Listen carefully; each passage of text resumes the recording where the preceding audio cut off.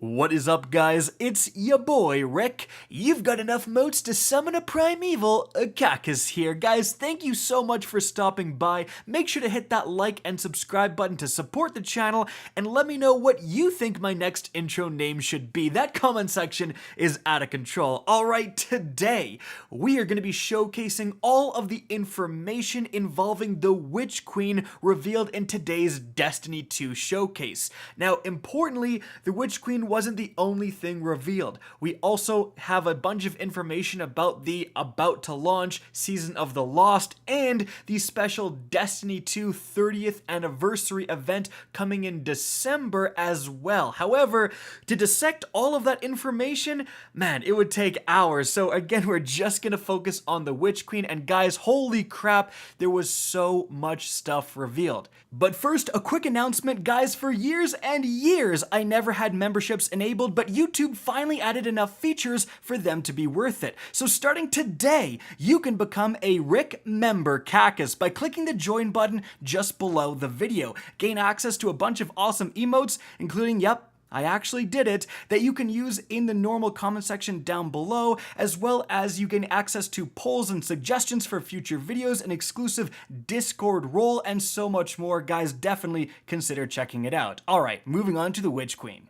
So let's start with the base premise. So Savathun is finally here, and the story and the main enemy involves Hive that have embraced the light. That's right, as you can see, there are actual Hive enemies that have Void, Solar, and Arc powers. You can see all three present here, and they're definitely going to add an interesting layer to the gameplay. In fact, we see an example of this from Witch Queen gameplay, where a player not only kills one of these light-infused Hive, but then has to go and grab their Hive ghost and shatter it in the palm of their hand. Presumably, if they don't do this extra step, that light-infused Hive might get revived like we Guardians do. That is a really interesting mechanic. But moving on from there, a pillar of every new expansion is of course the location. So where are we going in the Witch Queen? Well, during the cinematic trailer we saw that jungle area that was teased previously. There was a lot of speculation that this might be old Chicago, but that's actually not true. The new location is Savathun's throne world, as you can see right here. And this has a lot of depth to it. We actually see during the gameplay, well, firstly, we do have that jungle area. Perhaps you're still going to be able to go there. It's just a part of her throne world. We see this kind of massive castle-like structure, and we also see a lot of gameplay, within that structure. But then there seems to be like some more depth to it in terms of we see Guardians like going down almost like to the underworld within her own throne world. So of course, because the throne world is a completely made up thing, like it doesn't exist IRL, obviously, it is somewhere that Bungie can really experiment with, and we can have a lot of creativity with this new location. So that again is very exciting. Now moving on from there, let's talk about loot and weaponry. One of the things that's going to stand out to you right away is gameplay with seemingly a spear, a brand new type of melee weapon. But there's actually a lot more going on. My initial reaction as well was, oh, it's like a sword, except it's going to have some unique animations, and obviously it goes in the heavy slot. But that's actually not true.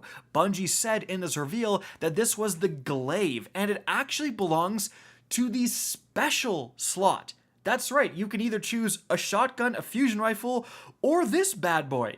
And it has a couple of different types of attacks. You have the melee attacks like a thrust. It looks like you spin it around and hit with the butt end of the glaive. But you also have a ranged attack where you kind of shoot a charged energy blast at an enemy. So this is a brand new kind of weapon, similar to when they added bows in Forsaken, and of course adding a new weapon type is a huge deal and will greatly change gameplay.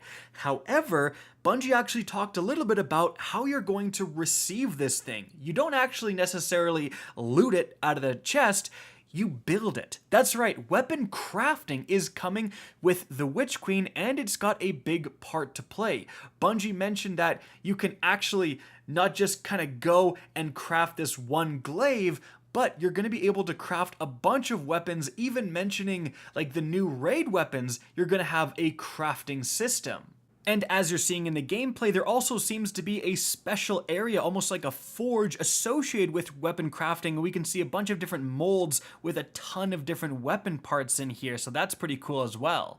Not only that, but during the trailer, when talking about weapon crafting, we also see kind of a montage of a bunch of old school weapons. Specifically, I'm looking at the Warmind, or the 7th Seraph revolver, as well as the 7th Seraph saw machine gun. So potentially this weapon crafting system won't just be for new weapons, but will extend backwards and let you craft the perfect weapon of existing weapons. I presume getting different parts can narrow the scope of what perks weapons can get, and so on. I assume we're still going to have the ability to get randomly rolled weapons, but then you can use the weapon crafting system, kind of similar to Umbral Engrams, to narrow the scope of that weapon and try to get the perfect, again, roll. And that is a very exciting feature. Really interested to see how that pans out. Now moving on from there, let's talk about what you're going to be doing in the Witch Queen. One of the things they mentioned is that a full-fledged campaign is back, similar to when Forsaken launched and you had the Forsaken campaign.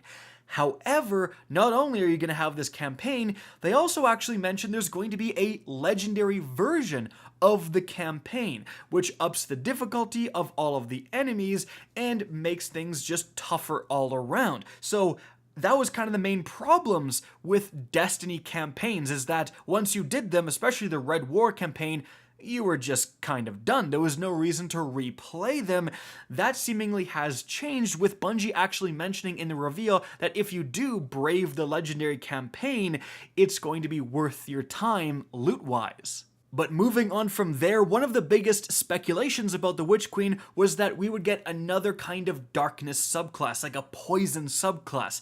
Well, that's not actually happening. However, there is going to be a substantial subclass change going into the Witch Queen, and that's actually the fact that starting with Void with the Witch Queen, all of the different light subclasses, one season after another, are being remade to match the stasis subclass layout. So again, starting with the Witch Queen, your normal Void subclasses, now they're going to have aspects and fragments, and you're going to be able to presumably, for example, if you're a warlock and you're in your Void new subclass menu, you're going to be able to select which kind of Nova Bomb you want, or between Nova Bomb and Nova Warp. And then you're going to select all those other things, pick aspects that are likely going to be perks derived from all three of the different subclass nodes smashed into one, a bunch of different fragments as well. So now you can really dive in and customize your own subclass.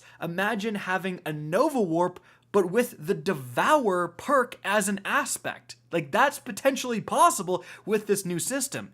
And again, that's just beginning in the Witch Queen. The next season after, we're going to see either Arc or Solar remade, and then the season after is going to be the final Elemental Light subclass remade. So 3 in a row, and that is really going to impact the game.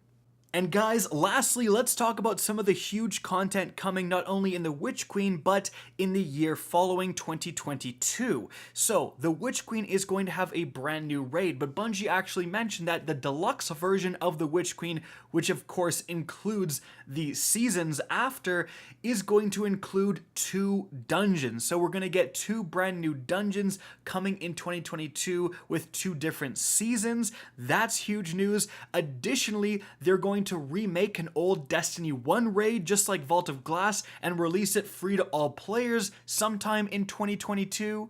And geez, it just seems like there is a ridiculous amount of content coming with Witch Queen and Year 5.